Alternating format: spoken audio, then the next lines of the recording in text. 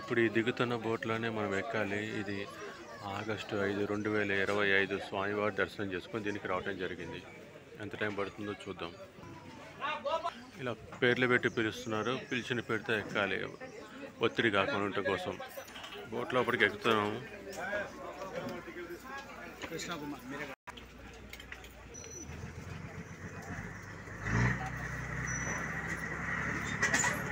Start అయింది. ఇక్కడ ఎంతైతే టైం చూపిస్తుందో అంతే టైం అప్ అండ్ డౌన్ అవుతుంది.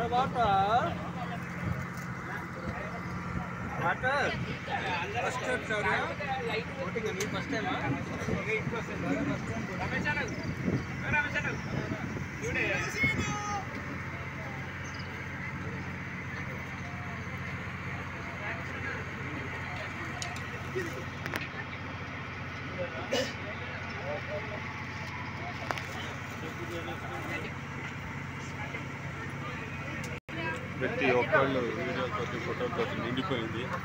అందరు కెమెరాలకే పని చెప్తున్నా కానీ వాస్తవాన్ని వీక్షించట్లేదు. అందులో నేను కూడా పని.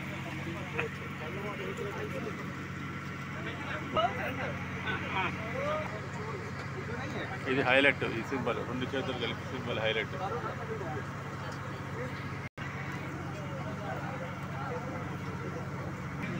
ఈ అద్భుతమైన బోటింగ్ చూడటానికి 2 కళ్ళు చాలట్లేదు. ప్లస్ వాన పడుతుంది, కనిపిస్తుంది లేదా ఇది కొండలు.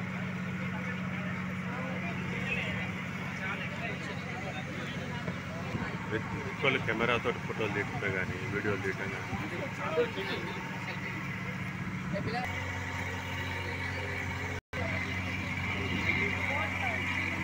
శ్రీశైల మహాక్షేత్రంలో ఆగస్టు 5, 2025 నాడు పొద్దున్న 11:15 మా బోట్ రైడ్ మొదలైంది. ఇప్పుడే వాన కూడా పడుతోంది, కానీ మధ్యలో ఒకసారి వచ్చి తగ్గిపోయింది వాన. చూడండి బోట్ రైడింగ్ అక్కడ ఎదురుకుండా కనిపిస్తుంది డ్యామ్. శ్రీశైలం డ్యామ్ హైట్ 856 అడుగులు అని చెప్పంటారు కదా. అంటే ఇప్పుడు కింద ఎంత ఉంటుంది? అప్పుడు 800 అడుగులు ఉంటుంది పైన.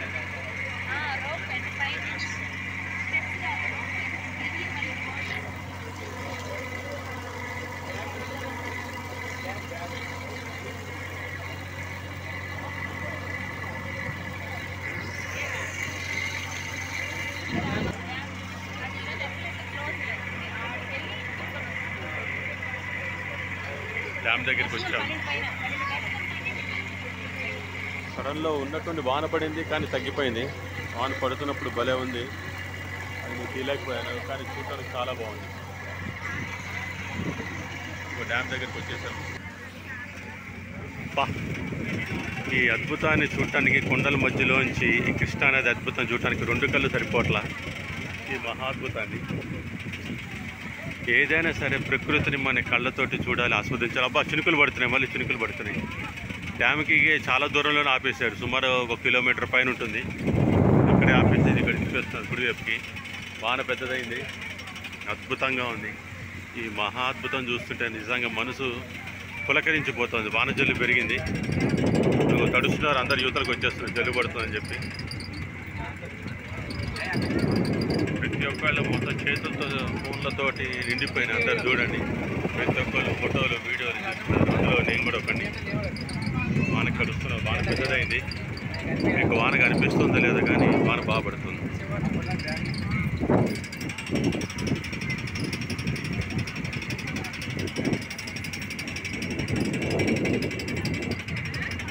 శ్రీశైల మహాక్షేత్రంలో ఈ అద్భుతం దానికి కళ్ళు కూడా చాలా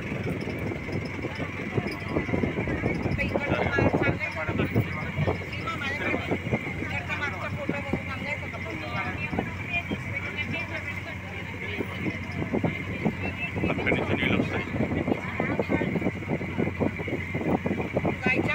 వాన బాగా పెరిగింది, మీకు కనిపించట్లేదు కానీ వీడియోలో వాన మటుకు బాగా పెరిగింది. వాన లేకుండా ఉంటే బాగుంటుంది, ఇలా చల్లబడితే. వాన రావడంతో ఏది కనిపించకుండా పోతుంది. టైటానిక్ ఫీలింగ్ చూపిస్తుంది చూడండి మీరు. టైటానిక్ ఫీలింగ్ ఆహాహా అద్భుతంగా ఉంది. దాటి వెళ్ళటానికి లేదు, టైటానిక్లో ఉన్నట్టుగా.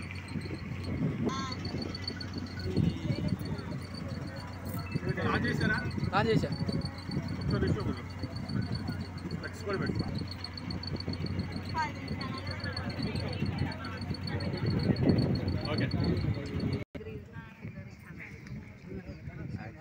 వాన మీకు కనిపిస్తో లేదో తెలియట్లే కానీ వాన బాగా వస్తుంది.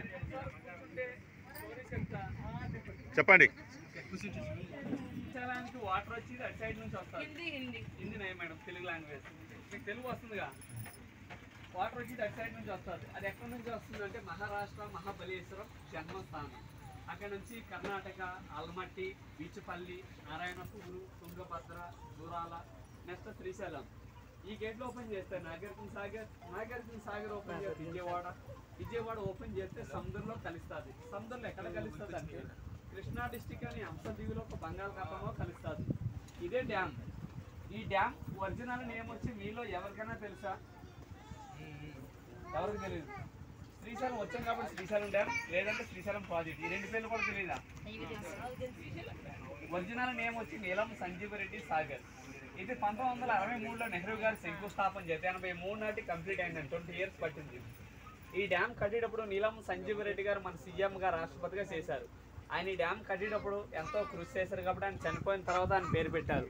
రైట్ సైడ్ గ్రీన్ బిల్డింగ్ కనబడుతుందిగా, అది right side power house AP Andhra Pradesh. ఈ లెఫ్ట్ సైడ్ ఇల్లో బిల్డింగ్ కనబడుతుంది, అది left side power house Telangana. Divide అయినాయి కాబట్టి పవర్ హౌస్లు అంటే పవర్ హౌస్లు కాదు, పవర్ హౌస్లు డ్యామ్ ఫ్రంట్ సైడ్ ఉంటుంది. పవర్ హౌస్లకి వాటర్ వెళ్ళే గేట్ ఆపరేటింగ్. ఈ రైట్ సైడ్ పవర్ హౌస్ ఒకసారి రన్ అయితే 770 మెగావాట్స్.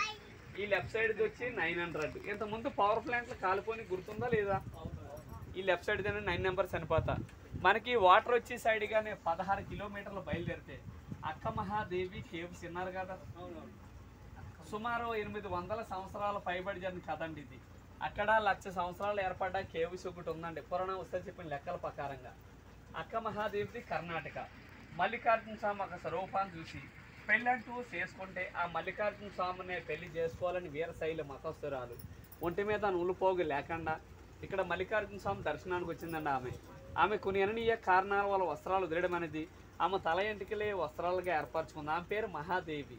అందరూ అక్క అక్కండ వాళ్ళ అక్క మధ్యను పిలువబడుతుంది. అక్క మహాదేవి ఇక్కడ మల్లికార్జున స్వామి దర్శించి 1,00,000 సంవత్సరాలు ఏర్పడ్డ కేవ్స్ లోపలికి వెళ్ళి దాదాపు 12 సంవత్సరాలు తపస్సు చేసింది. ఆమె తపస్సుకు ప్రతిరూపంగా శ్రీ బ్రహ్మరాంబ మల్లికార్జున స్వామి ప్రత్యక్షమై ఒక స్వయంభూ శివలింగాన్ని నిలిపించారు కేవ్స్ లోపల.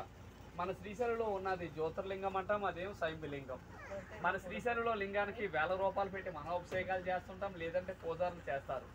ఆ కేవ్స్ లోపల ఉన్న లింగానికి న్యాచురల్గా అభిషేకం జరుగుతూనే ఉంటుంది. అక్కడ 365 రోజులు అభిషేకం పడతానే ఉంటుంది. ఆ పడే వాటర్ ఎక్కడి నుంచి వస్తుంది, ఎవరికి అంశిక్కన ప్రశ్న అండి ఇప్పటి వరకు. ఆమె అక్కడ కొంతకాలం తపస్సు చేసి దానికి ఆపోజిట్లో కొండ ఒకటి ఉందండి, కదిలీవనం అంటారు. ఆమె అక్కడికి వెళ్ళి కొంతకాలం తపస్సు చేసి అక్కడే శివుల్లో ఒక జ్యోతిరూపంలో ఐక్యమైపోయింది.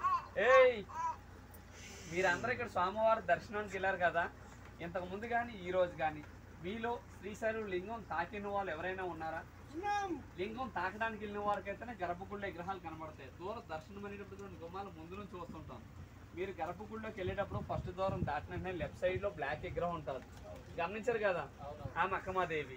లింగం తాకలేని వాళ్ళు ఎప్పుడైనా తాకడానికి వెళ్తే గమనించండి, రైట్ సైడ్ 2 విగ్రహాలు ఉంటాయి, యామారెడ్డి మల్లమ్మ చిద్రామప్ప. వీళ్ళు ముగ్గురు కూడా కర్ణాటక వాళ్ళే, మనకలాగా మానవ జన్మ ఎత్తిన వాళ్ళే. శ్రీశైలం గర్భగుడిలో పెట్టారంటే వాళ్ళు ఎంత భక్తి పనులు అనేది ఒకసారి ఆలోచించండి. మనకలాగా మానవ జన్మ ఎత్తిన వాళ్ళు విగ్రహాలు తీసుకెళ్ళి భూ ప్రపంచంలో ఎక్కడని చూసామా? శ్రీశైలం గర్భగుడిలో తప్ప ఎక్కడా లేవు. మనకి ఈ ప్లేస్ని వరకే పాతాళ గంగ అంటాం. పాతాళ గంగని ఎందుకు అంటామంటే కాశీ నుంచి గంగా నది అంతర్వాయంగా భూగర్భ జలాన్ని వచ్చిందంటారు. అందువల్ల ఈ ప్లేస్ అంత పవిత్రత ప్రత్యేకత. నది వచ్చి కృష్ణా నది, ఫారెస్ట్ వచ్చి నల్లమల్ల ఫారెస్ట్. డ్యామ్ స్టోరేజ్ వచ్చి 885 అడుగుల చెట్ల మొదల వరకు. ఇప్పుడు నార్మల్ డీప్ చూసుకుంటే 882 అడుగులు ఉందండి, అంటే 3 అడుగులు తక్కువ. ఇదే పాతాళ గంగలో చంద్రగుప్తుడు అనే మహారాజు తన కూతురు సాపో వల్ల పచ్చలబండ అయి ఉన్నాడు. అందువల్లే చూడటానికి వాటర్ అంతా గ్రీన్ కలర్లో ఉంటుంది. ఇదే వాటర్ చేతితో తీసుకున్న వాటర్ బాటిల్లో పట్టుకున్న ఫ్లోర్ వైట్గా ఉంటుంది. ఈ డ్యామ్లో ఉన్నంతసేపే గ్రీన్ కలర్. ఇదే డ్యామ్ ద్వారా బయటికి వెళ్ళిపోతే ఫ్లోర్ వైట్గానే ఉంటుంది. మీరు నాగార్జున సాగర్ విజయవాడ చూసే ఉంటారు. మీరు స్వామివారి దర్శనానికి వెళ్ళేటప్పుడు మండపంలో పెద్ద నంది ఉంటుంది చూసా, టెంపుల్ లోపల. అదే సేమ్ నంది పాతాళ గంగలో ఉంది. గుళ్ళో ఉన్నదాన్ని శనగల బసం అని అంటారు, ఈ పాతాళ గంగలో ఉన్నదాన్ని ఉబులే బసం అని అంటారు. ఈ పాతాళ గంగలో స్నానం చేసిన, తలపై నీళ్ళు జల్లుకున్న చేసిన పాపాలు పోతాయని చరిత్రలు ఉన్నాయి. ఆ ఇష్యూ మన అందరూ తెలుసున్నారు. మనం శ్రీశైలం వస్తాం, ఎన్నో వందల వేల ఖర్చు పెట్టి శ్రీశైలం వస్తాం. స్వామివారు దర్శనం చేసుకుంటాం, లడ్డు ప్రసాదాలు, స్నానాలు, వీలుగా ఉండి ఇట్లా బోటింగ్ చేసుకుంటాం, వెళ్ళిపోతుంటాం. మనం శ్రీశైలం వచ్చినందుకు ఎంత ఖర్చు పెట్టుకుని వచ్చినా అందువేలో సాక్షి గణపతి గుడి ఒకటి ఉంది. కంపల్సరీ శ్రీశైలం వచ్చేటప్పుడు అయితే కానీ వెళ్ళేటప్పుడు అయితే కానీ మన గోత్రనామా చెప్పుకుండా సాక్షి గణపతిని దర్శించుకోవాలంటండి. ఎందుకంటారేమో కైలాసంలో తన తండ్రి ఎదురుగుండా శివుడి ఎదురుగుండా సాక్ష్యం పలుకుతాడన్నమాట. ఎవరెవరో శ్రీశైలం వచ్చారు, ఎవరెవరు శ్రీశైలం రాలేదనేది. త్రేతాయుగంలోని శ్రీరామచంద్ర ప్రభు స్వామివారిని దర్శించి ఆ సాక్షి గణపతిని సందర్శించినట్టు చరిత్రలు ఉన్నాయి. అందువల్ల సాక్షి గణపతిని పిలువబడుతుంది. మన శ్రీశైలంలో చూడవలసిన ప్రదేశాలు, మన బోటింగ్ ప్లేస్లో కొండపైన గోపురం కనబడుతుంది చూశారు కదా, అది ఛత్రపతి శివాజీ మ్యూజియం. అమ్మవారి టెంపుల్ బ్యాక్ సైడ్ ఉంటుంది. శివాజీ చరిత్ర దాంట్లోనే ఉంటుంది. దాని కిలోమీటర్ దూరంలో యామారెడ్డి మల్లమ్మ కన్నీరు ఆశ్రమం ఉంటుంది. చెక్ పోస్ట్ దాటిన తర్వాత సాక్షి గణపతి, పాలధార, పంచదార, అటికేశ్వరం, శిఖరం. శ్రీశైలం నుంచి 22 కిలోమీటర్ లాంగ్ జర్నీ చూసుకుంటే ఇష్టకామేశ్వర టెంపుల్ విన్నారు కదా, ఓన్లీ జీపులు మాత్రమే నడిస్తే వేరే వెహికల్ వెళ్ళాలి. ఒక మనిషికి 1000 రూపీస్ తీసుకుంటారు. శిఖరం కానీ 2 కిలోమీటర్లు ముందుకెళ్తే లెఫ్ట్ సైడ్లో ఉంటుంది దారి. అది కూడా మన జూలై 1 నుంచి సెప్టెంబర్ లాస్ట్ వరకు 3 నెలలు బంద్లో ఉంటుంది. మళ్ళీ అక్టోబర్ 1 తారీఖు స్టార్ట్ అవుతుంది. మన భారతదేశం మీద ఎక్కడా లేదంటే ఇష్టకామేశ్వర టెంపుల్ వాళ్ళు శ్రీశైలం మొక్కడా ఉంది. అక్కడ ఇష్యూ ఏంటంటే మన నుదుటికి బొట్టు పెట్టుకుంటే మన నుదుటి స్పర్శ ఎంత మెత్తగా తగులుతుందో అమ్మవారి విగ్రహానికి రాతికి బొట్టు పెడితే అంతే మెత్తగా తగులుతుంది. ఒక రాతికి మనకలాగా స్పర్శ తగులుతుందంటే ఎంత పవిత్రమైన ప్లేస్ అనేది ఒకసారి ఆలోచించండి. ఇక్కడ విషయాలు అయితే ఇయ్యానండి. నేనైతే గైడ్ని అయితే కాదు, బోట్ డ్రైవర్ని. ఏదో జీతాలు తక్కువ వల్ల గైడింగ్ చెప్పుకున్నాను. మా గైడింగ్ మీకు నచ్చితే మీరు సంతోషంగా ఏమైనా ట్రిప్ ఇస్తే తీసుకుంటాం. Okay sir, thank you. అందరూ చెప్పినటువంటి పాతాళం కూడా చెప్తే అందరూ చెప్పినటువంటి